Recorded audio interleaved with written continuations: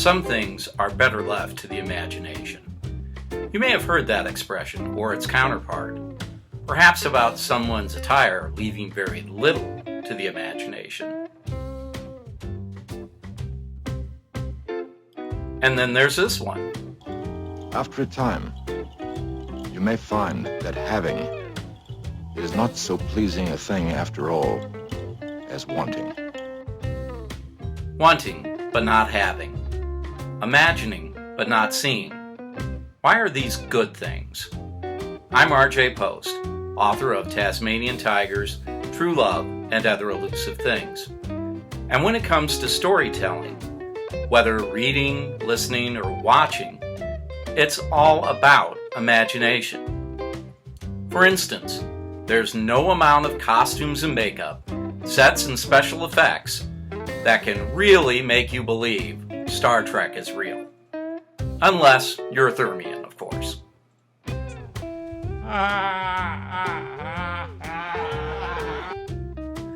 What we really want from storytelling is the chance to create the story ourselves in our own minds.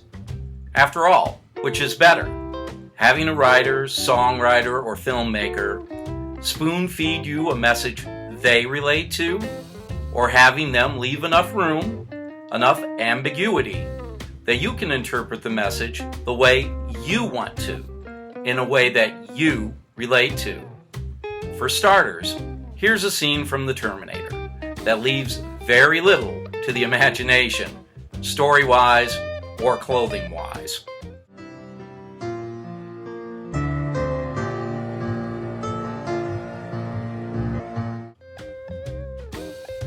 And it goes on from there, including a topless scene with Linda Hamilton. You could argue that it's necessary for purposes of the plot for Kyle Reese and Sarah Connor to get jiggy because, spoiler alert, Kyle's not exactly his own grandpa. I'm my own grandpa. Everybody! I'm my own grandpa. But pretty much he is. But is it necessary for us to be right in the room with them? Like some awkward fifth wheel? No, not at all. For example, too, let's take a cue from a movie made about 40 years earlier, 1945's State Fair. Why don't you walk around the block? Give me a chance to get rid of them. How about that, huh? Well, I hate to have you break up the party. I'll tell them I have a headache. When you come back, we'll be alone. That's the way you wanted it, isn't it? Okay, how long? Come back in half an hour.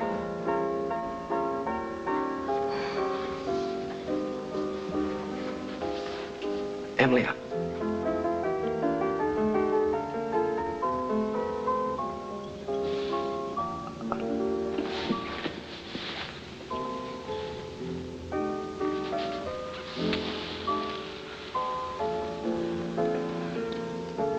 half an hour? Make it 15 minutes.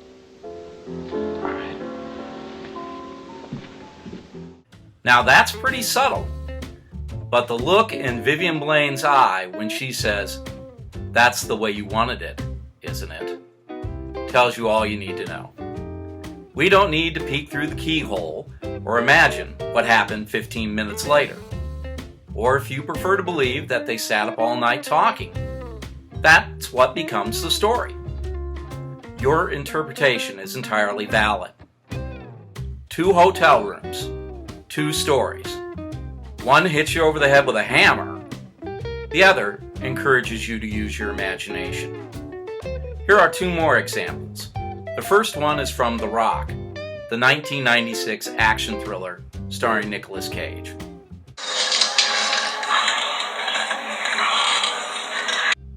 Okay, that's more than enough of that.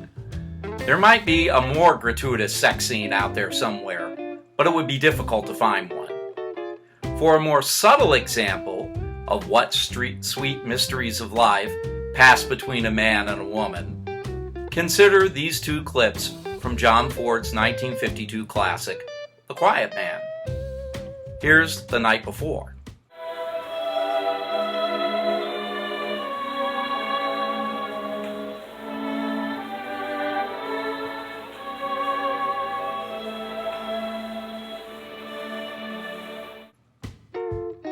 And here's a bit of the morning after.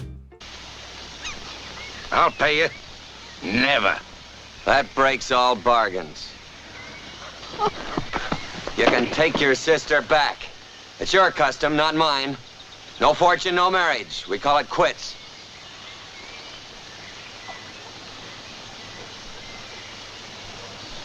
You do this to me? Your own wife? After It's what? done. All Maureen O'Hara needs to say is, after what happened.